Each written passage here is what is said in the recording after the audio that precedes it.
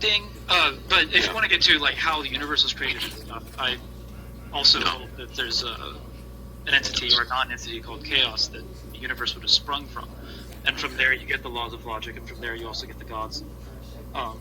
So there is one source or one author of those things, but. Okay. So you have a non-falsifiable belief system. As do you. No, mine is. Yours is falsifiable. You're the first Christian I've heard to say that. The Christianity is falsifiable.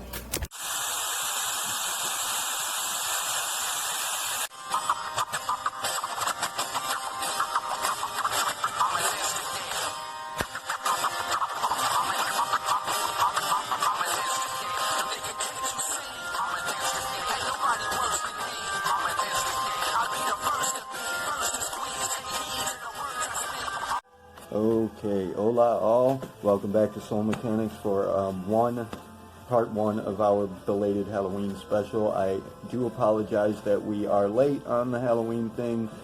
As it happens, Halloween comes around, and in our area the weather was just fucking terrible, and also, as it happens, at the time I had been poisoned, which I am in sorry shape as it stands. I do apologize for my appearance and demeanor and general disposition, as I am still recovering from having been poisoned, which is a tragically unfortunate but a hell of a lot more common than you might like to think state of affairs in my life. I suppose you could say it's the hazards of practicing alchemy. I get poisoned often, and it's usually going to be on holidays that I have the worst luck. I think because I put a lot of plotting into it, like I'm really excited about Halloween, for example, is going to be the one holiday that I do want to make a point of celebrating with the channel, on the channel. Of course, obviously, a few things to make note of. Firstly, there's music. I mean, even the intro is going to have had music in it that does not belong to us, so chances are very likely that at some point we'll have to remove this video, but hopefully it'll get what needs to get done before then, and we can make use of, you know, soundless clips from it for our special video we intend to make for you when we do hit 200 subscribers, which we do have a few new subscribers aboard. And I would like to ask, since we don't get a hell of a lot of comments either, I'm not sure why, I mean, we do go out of our way to try and piss people off. We are in fact stirring up trouble here with this video, which I must note before we commence with this that I am kind of going renegade here. Megan does not know that I'm making this at all. She doesn't know anything about it, and reasons for that are we don't have the time to hook up on it. I don't have the time to kind of brief her on what's going on here and meet up with her and get this done. We need to make the other Halloween clip that we had already plotted and promised. So we don't have time for it, and B, chances are, were she to be involved in this particular video, she'd be very heavily biased toward this one guy that the clips that we're going to show here are from his channel. He's called Ocean Keltoi. His channel is called Ocean Keltoi, and he, from what I can tell, is kind of a bobbly, cartoony, Undine sort of water elemental, I guess. I don't know a hell of a lot about him, though I have been kind of diving into his channel lately because okay, let me explain here. It would seem that we're stirring up trouble, and it would seem that we're kind of like attacking people, sort of, and as stated so many times, it would seem that Soul Mechanics and the initiative in general is, for all intents and purposes, standing in opposition to every other community in the world, like everything. But again, we're fighting the demons that hide beneath the surface of the veneer we see as a society as regards these communities. There are various values and considerations that come into play that are damaging to the communities themselves and to everyone overall, hazardous for our intents for the future, which, I mean, we have purely positive intents. Obviously what we aim to do is bring everybody together, to unite everybody. Like I said, where it seems as though we might be attacking these guys here, these two YouTubers, we are not. I'm not intending to attack them, and we're really trying to show that they're not divided. That's going to be the point of this High Noon series, is to show that these rivalries, these feuds, these arguments are not even really transpiring, let alone relevant to, to the future we should be intending to build together, which I should like to say, the reason I was explaining this is because this Ocean Keltoi guy, if there were a line drawn here, if this were really a discrepancy between these two, I personally would have to say I'd likely fall on the side of Ocean Keltoi. He presents himself as a polytheist, which by technicality I also am a polytheist.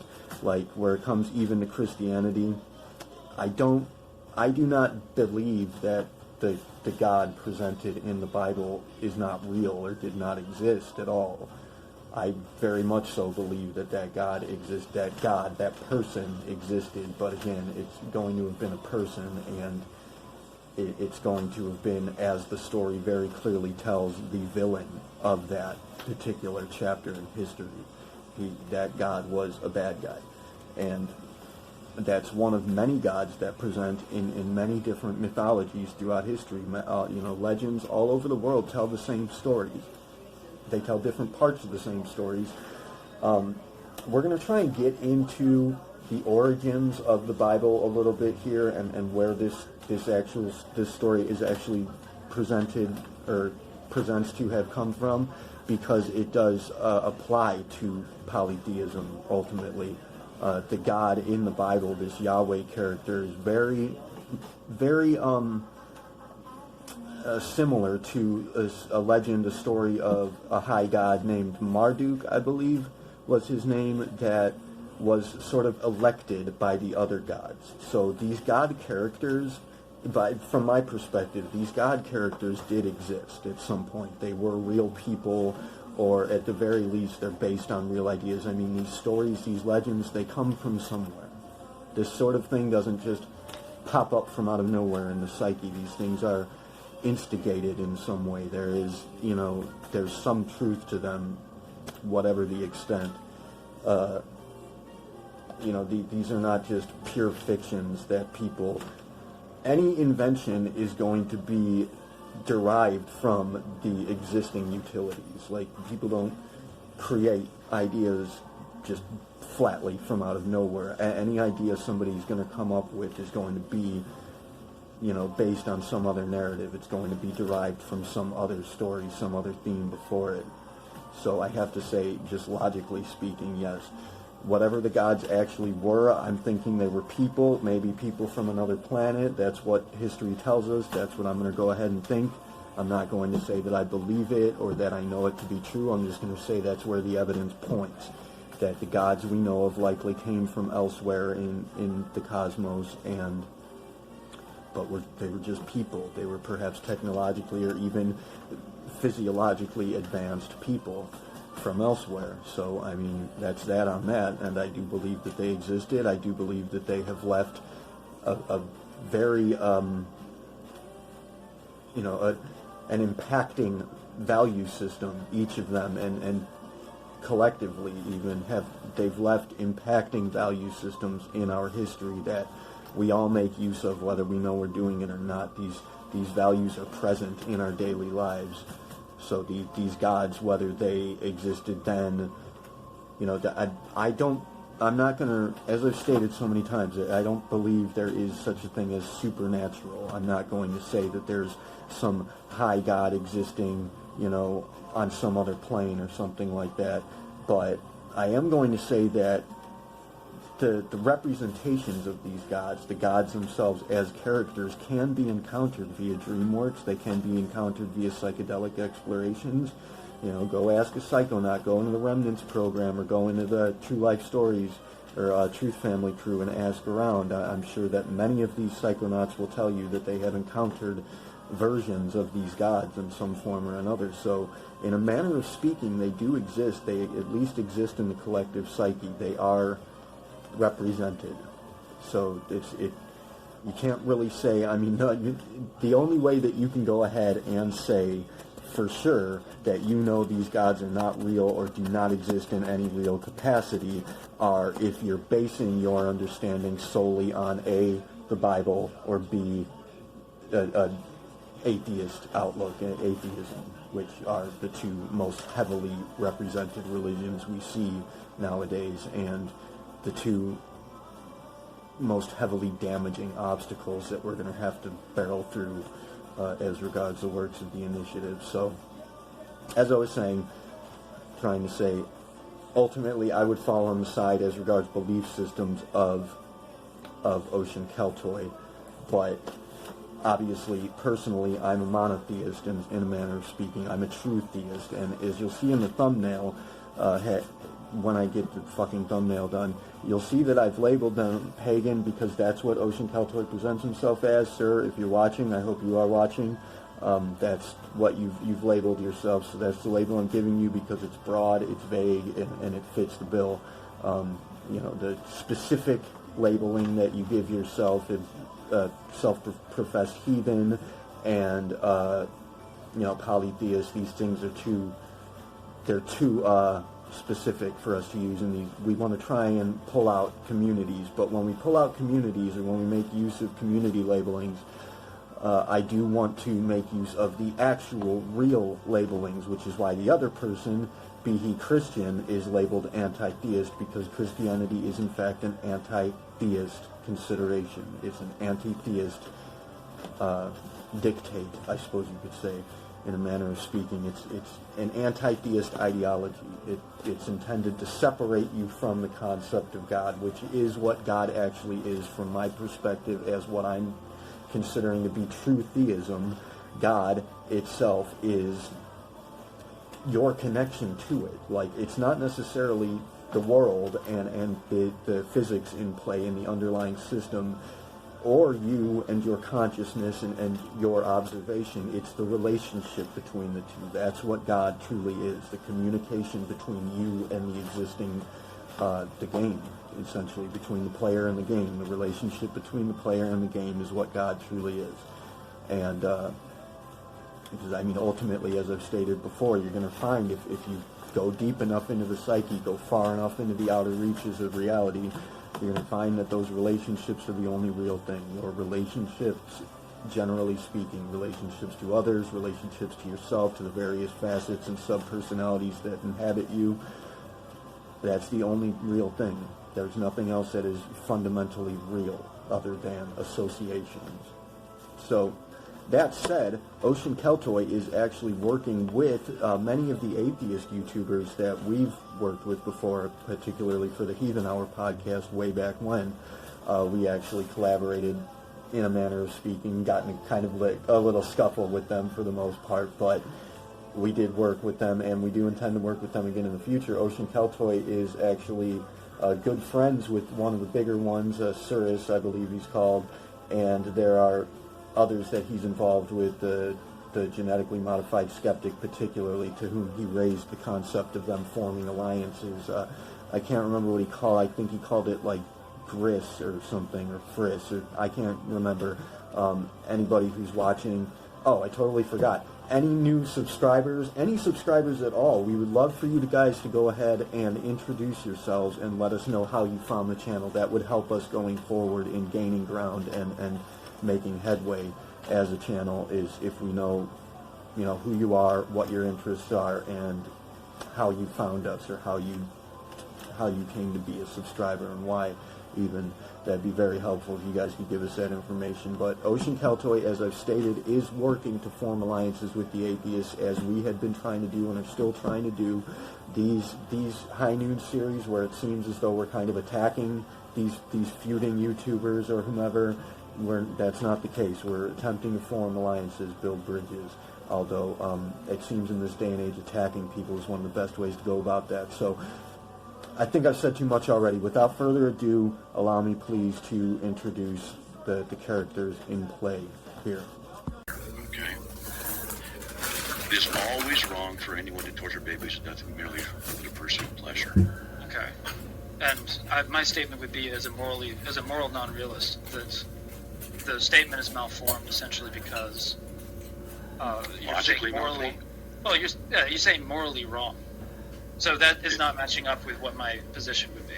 Okay, well, I'm curious.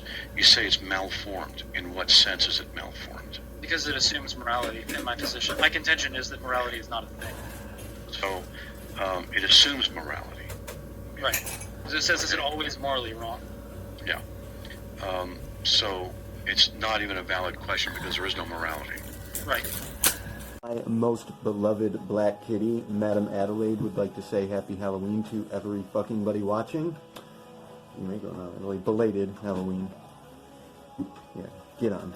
Anyways, for the contestants, in the self-professed paganist, polytheist, heathen corner, we have weighing in at 3.69 thousand subscribers as it stands. Seriously? Ocean Keltoi, whom I do not know that person's real name, but he's an impressive and very intelligent fellow. In the self-professed monotheist Christian corner, we have weighing in at 18.5 thousand subscribers, Matt Slick, I believe his name is, of the CARM Videos channel, and we are going to be presenting him as a CARM Videos because this is the High Noon series is relating to YouTuber debates and rivalries, so it's not necessarily just the people involved, but their channels. It's rivalries between channels. So we are presenting these two channels. This debate, this argument, as it were, did not actually transpire on either of their channels, though initially it transpired over what I think is just religion-oriented podcast called the Biblethumpingwingnut, and we'll have links for all of these things as well as anything mentioned in the description, which I should also like to note a couple of things before we go forward. One, I will not have the time to get into, likely not have the time to get into what I wanted to get into regarding the origins of biblical depictions of the God character. But I can point you to a very, very brilliant source on the entirety of that story and the values involved, and actually will point out the values involved. As much as I dislike the man, generally speaking, Jordan Peterson is in fact a brilliant, very, very inspiring spotter for all intents and purposes. For the most part, he is in fact a spotter. His primary dedication in life is psychology, and he's very, very good at what he does. Like I said, I don't really like the guy too much, but he's very good at what he does, and he presents just a veritable treasure trove of values to be made use of by any community that sees fit to do so. So I'm going to give you the link to a lecture he does speaking primarily on that. It's the whole lecture speaks on his concepts and hypotheses regarding the Bible and its origins, but he does tell that story, and we'll get into it later because it's particularly important, and it is of particular import as regards the initial consideration presented by Ocean Keltoi, wherein he states that he believes there is an initial entity and or non-entity that he refers to as being chaos, which from what the universe will have been derived from chaos is the initial author, as they say, which that's a value that's going to come into play later in this video. But I should like to say to Ocean Keltoi, if he's actually watching, I'd like to query, do you actually believe in this, that this chaos is from what the gods as you know them have sprung? What precisely do you believe the gods to be in reality or in essence? And I mean, do you believe in this chaos as being the initial source? Because for the most part, this consideration of chaos, it's really the only fitting description for the God that I have in fact experienced personally. And I'd like to ask if you have perhaps experienced this, if he's a practicing psychonaut, or if he's undergone any such traversions, I suppose you could say. I don't know if that's even actually a word, but traversals, if he's explored the psychedelic realms and whatnot. Perhaps you may have encountered this chaos, what I've referred to in past videos as being the never, which is pretty much the best way, aside from saying chaos, it's the best way that I can describe it, as being the never, because when you're there, that's the only fitting descriptive is going to be eternal chaos, and it seems as though the most terrifying aspect of this presence is going to be the reality, the realization that you and everything that you know to be real, everything that you've ever regarded as being at all, in fact, never happens.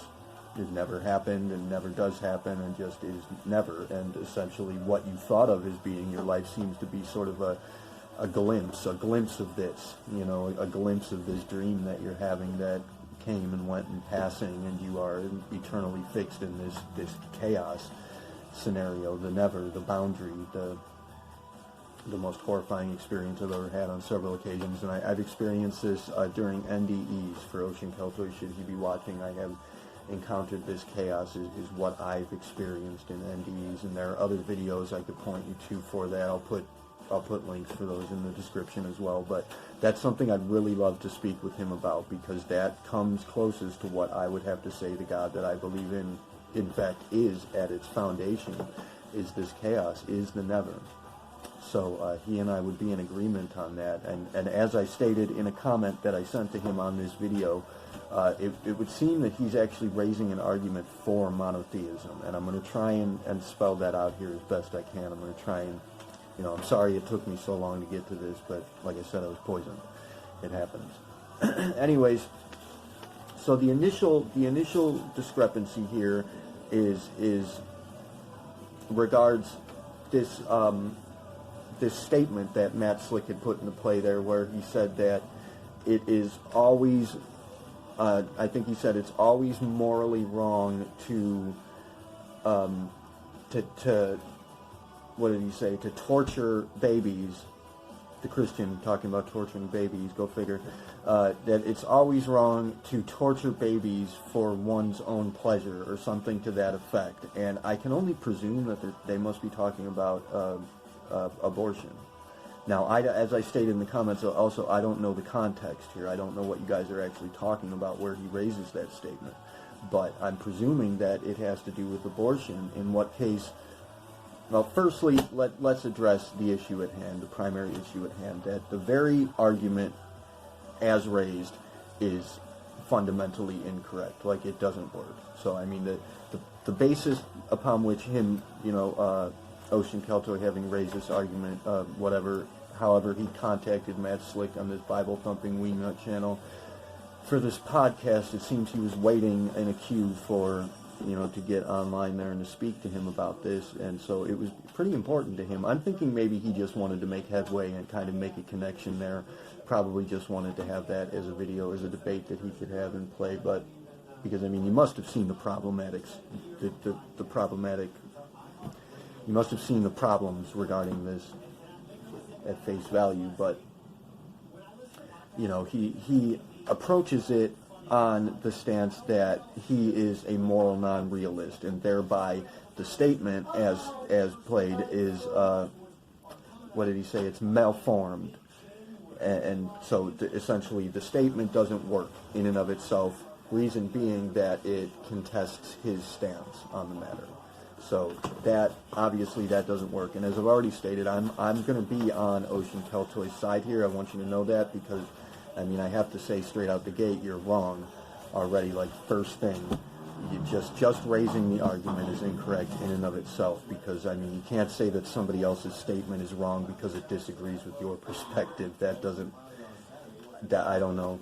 Like I said, I don't think that made sense to him to begin with. I think he just wanted to make a cool little video here, and it is cool, and you guys did present a fuck ton of extremely impacting values that I'm going to try to bring to light here and make the best use of that I can, while making an attempt at proving you both wrong in the process. But first thing, that argument doesn't work. Now, how I would have approached it, presuming that we're talking about abortion here, is that in the statement, Matt Slick is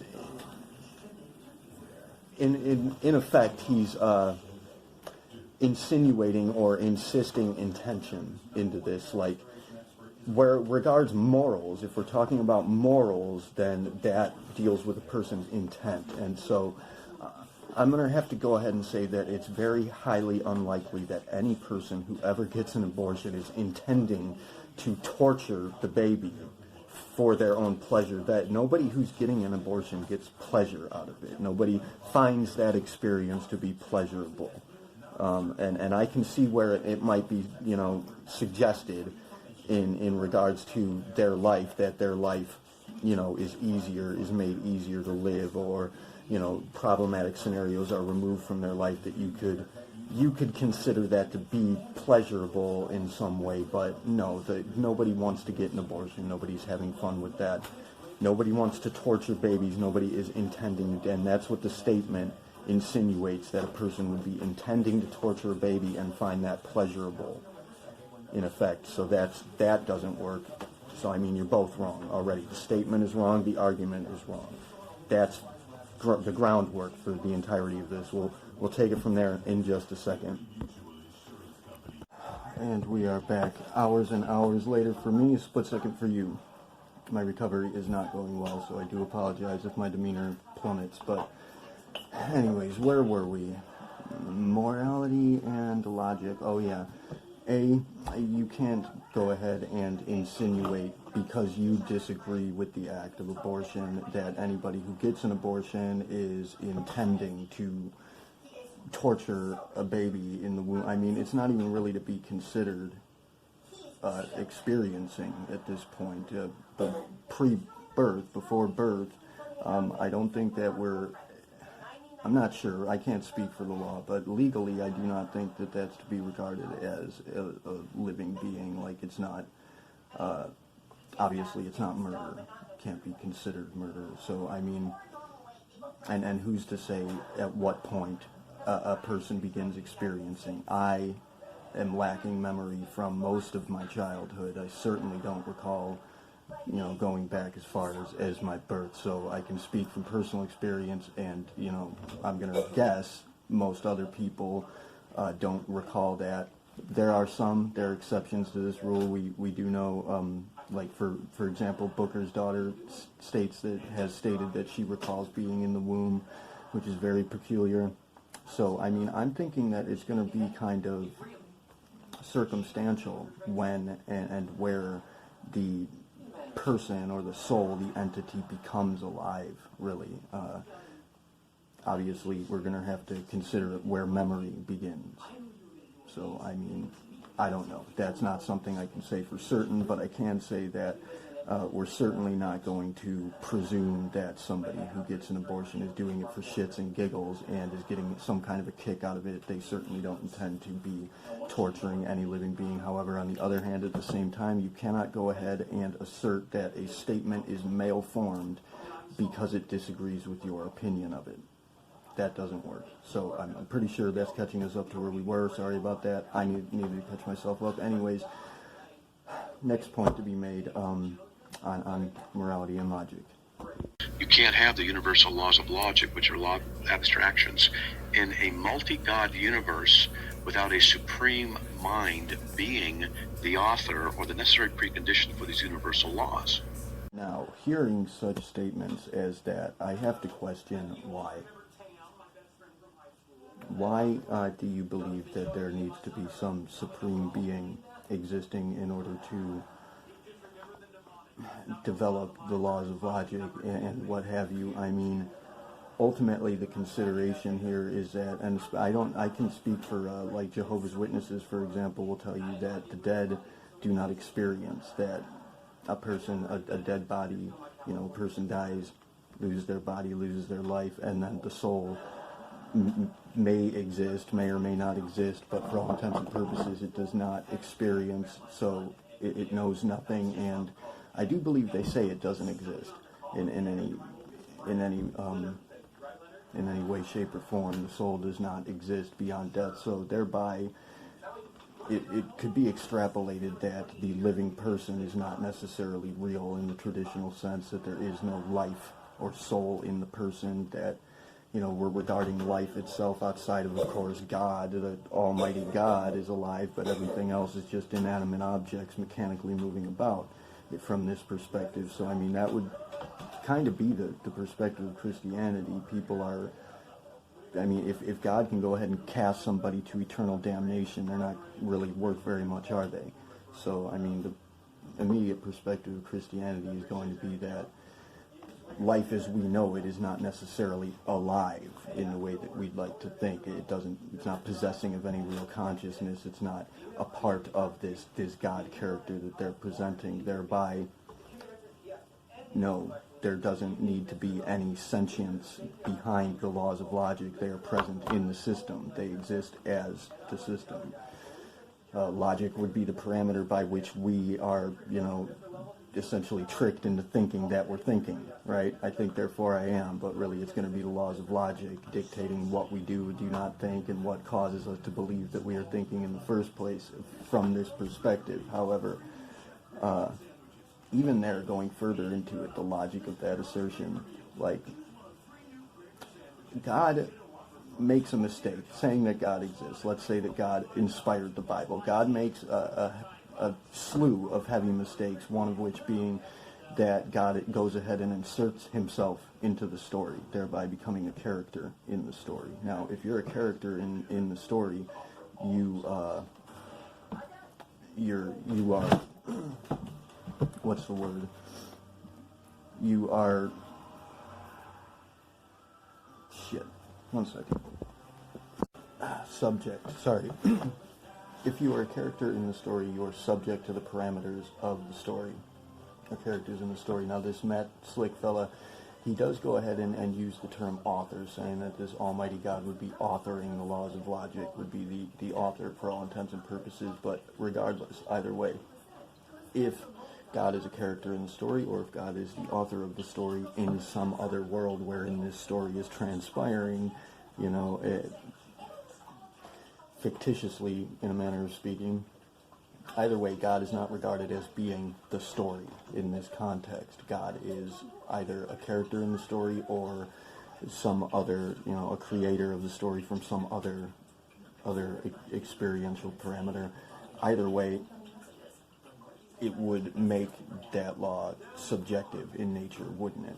I mean, regardless of how you look at it, unless God itself is the story, it's subject in some way or another to the laws that are applied to the story, and if its interpretation of these laws are presenting them to the rest of the characters in the story, it's still subjective. It's not objective. It's not absolute, and every character has their own perspective on it.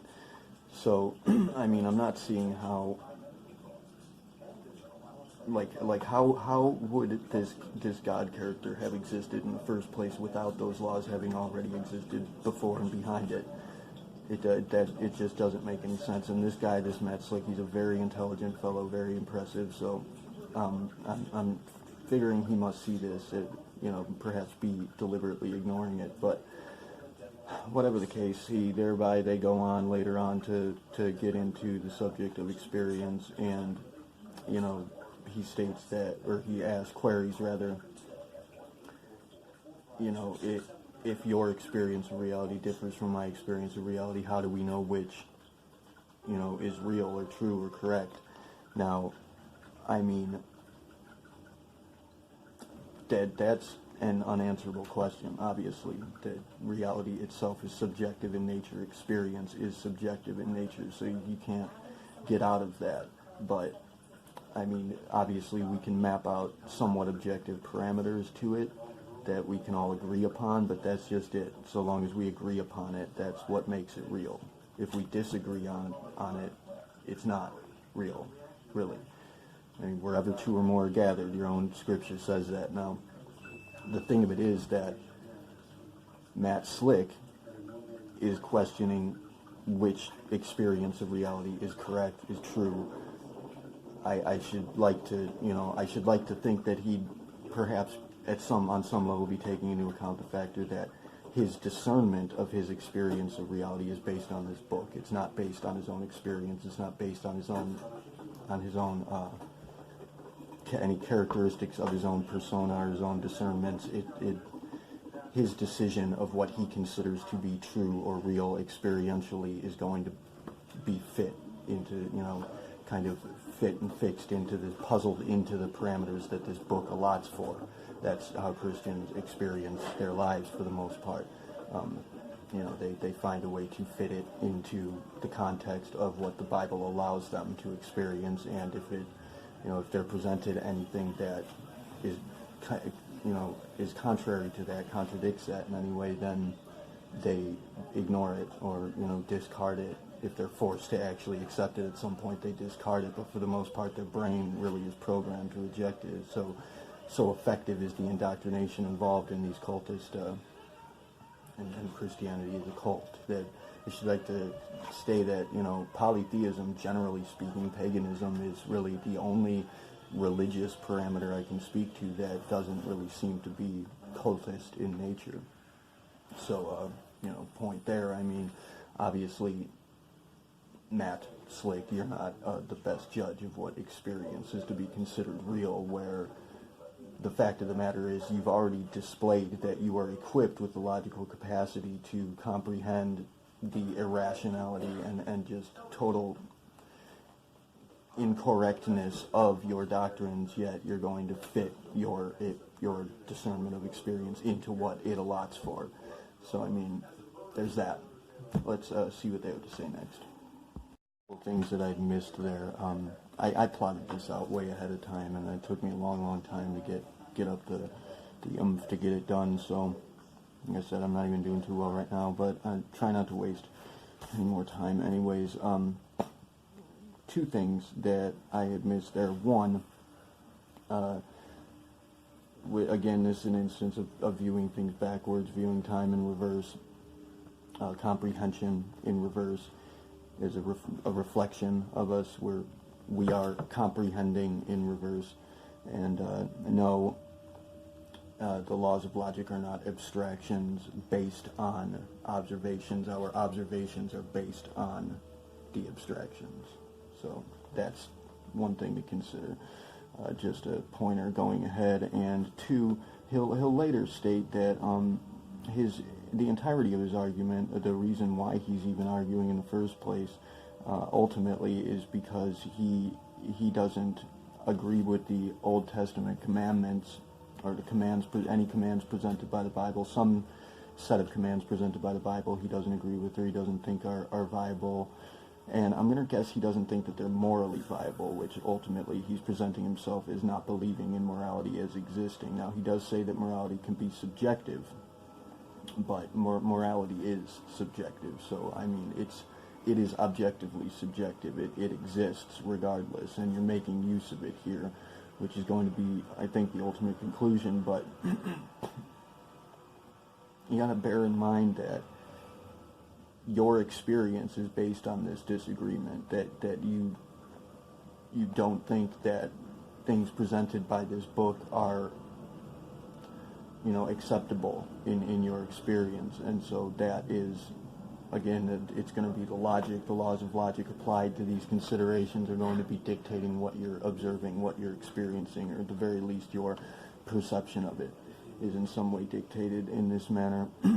While at the same time, this Matt Slick, again, very intelligent fellow, but seemingly his argument on his end, he's trying to prove that it's illogical for Ocean to believe in multiple gods, wherein the Bible very clearly states on several occasions that there are in fact multiple gods, that there are gods other than the God. This one true God is the one true God to be regarded as the highest of highs and the most almighty, but is not the only. At no point. I mean, I don't really recall so well. It's been a long time since I've taken a look at the Bible even, but it might at some point state that it's the only God, but it's the only true God. It might state that it's the only existing God, but I don't think so, honestly. It does, on various occasions, make reference to other gods having existed and being worshipped. So, I mean, I don't know why he's arguing. It's baffling to me, the whole thing, really. But I think that's it for now. All right, let's see what they have to say next. We're dealing with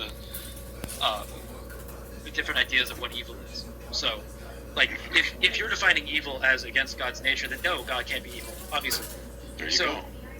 Right. But I'm looking at evil if you're going to say that it's absolutely immoral to torture babies, well, if God's opinion is that it's totally groovy to torture babies, then does that make torturing babies good, or does that Self-refuting, that it's self-contradictory. This perfect logical mind. His perfectly logical mind would not be self-contradictory. Evil would be to say to do one thing and then do the opposite. Because I can imagine a mind that is logical yet evil as well. And is evil self-refuting, self-contradictory? No, I mean, we're talking about goodness. If you take the same thing and just reverse it and say that, well, you have a God that is perfectly logical and everything, and then he decides to say, well, I really do enjoy torturing babies. Like, I just really like to do that. So that's why he creates babies, so he can torture them. That's why he makes the babies, to torture them. So somehow they raise, I do believe it's Ocean who actually goes ahead and raises the value or the concept of good and evil in this discussion, which it really has no place being there, and it's a mistake to do so, because he even says himself that obviously they will have stated that if evil means to contradict the nature of God, then of course God can't be evil. It can't be contradictory to its own nature, because whatever God does is its nature, right? But thereafter, Slick is also going to say that, to say something and then to contradict what you say, just generally contradicting what you state or what you express yourself as being, for the most part, he seems to be considering evil. Now, Ocean, on the other hand, is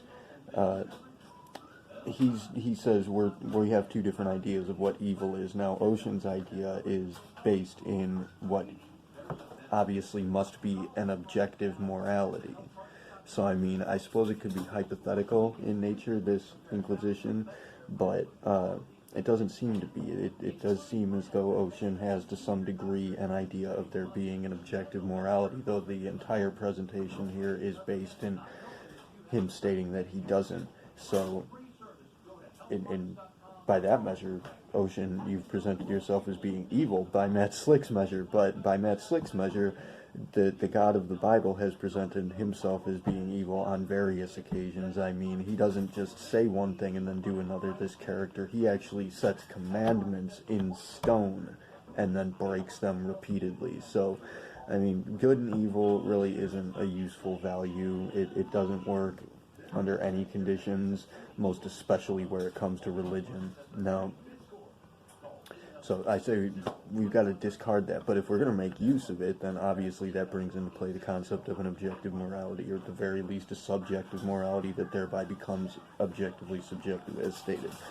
So I'm going to go ahead and say that, there really is no evil. Nobody considers themselves to be evil. I've said this so many times. Nobody's out there thinking that they're evil. Everybody generally likely feels somewhat, to some degree, justified in whatever actions they take or whatever behaviors they present. They see it as being, for some greater good or some good of some sort or another. So, really, it's just we have varying degrees of goodness, and I think Ocean was actually attempting to express that there, but he kind of failed in that regard. Anyways, I just wanted to put that part, honestly, because, good and evil, it's really a stupid idea to have, and it presents an innate division in humanity in general, which is not useful at all. There are varying degrees of goodness, to some extent or another, greater or lesser degrees of what is good or beneficial or useful or effective, efficient, but at no point does anything truly become evil. Megan, my partner, she'd disagree with me on this in saying that, pedophilia or cold-blooded murder, these sorts of things are to be regarded as evil, but I'm going to go ahead and think that people who do that, they have, some sort of an illness of some sort or another. There's some measure of justification in their mind for having done it. But in the case that they do, in fact, consider it to be evil and go ahead and do it anyway, knowing full well that it's evil by their consideration, that's what we call psychopathy, and that, of course, is another presented illness or malfunction, we could say. So there's that. Anyways, I got to go ahead and wrap this up. I'm running out of time and space, but there are various things I'd love to speak to on these issues with Ocean, should he ever decide to get in contact. Hopefully he, gives some sort of a response to this. Of course, we're going to be giving him a link for it, but Anyways, let's get to the bare-ass end of all this.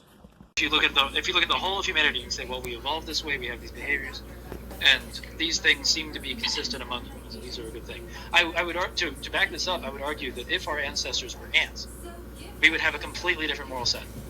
So to argue that there's an objective morality the only way that you could make any sort of appeal to it would be acting this way is favorable to human culture.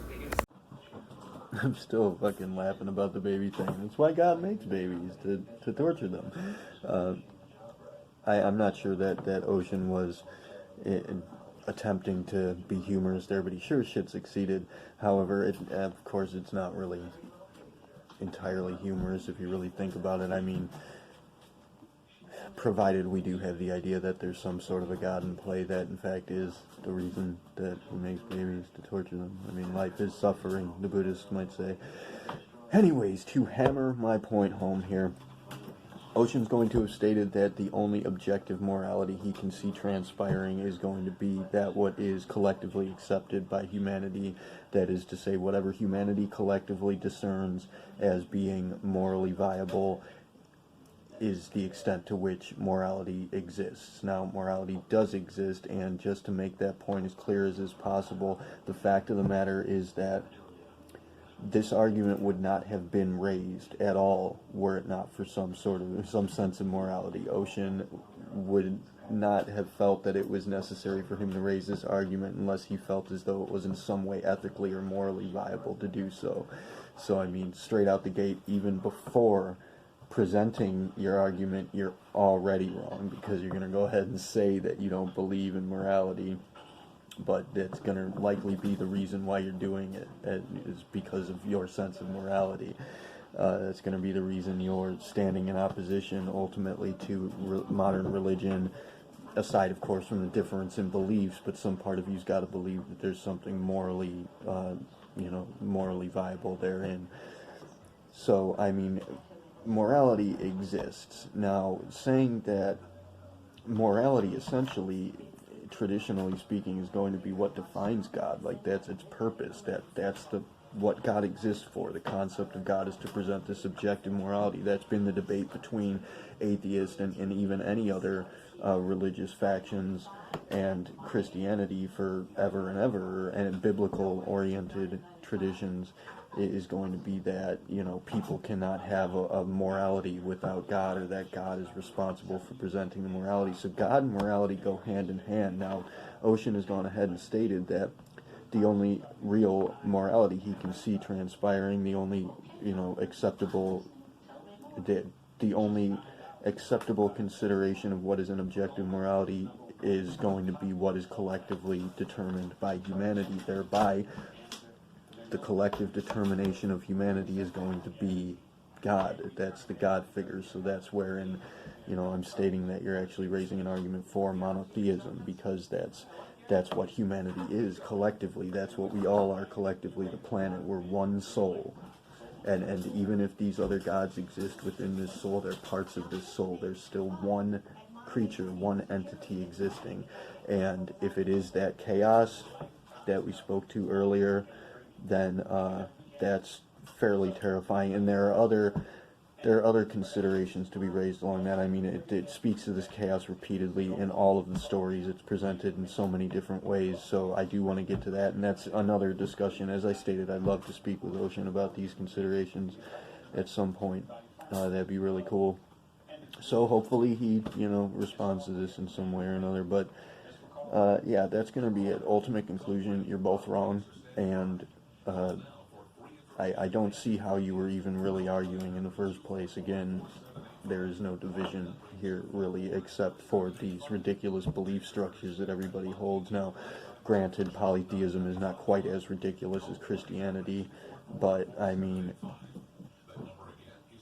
it's not, you can dig deeper, what I'm saying, and you are digging deeper here by raising this argument. I mean, the entirety of this discussion is really kind of an irrational proclamation on both parts, but it does raise some interesting articles of inquiry. So that is going to be it for my assessment of this little feud here, and again, repeatedly stating, hopefully we get some response on that. Happy fucking Halloween to everybody who watched. For those who stuck around throughout the duration of this exceptionally long video, I will here present to you a quick preview, or rather review on my end, a preview for you of the making of my Halloween costume for tomorrow's video. Kila Salai, Terbi Uni Siari, Namaste.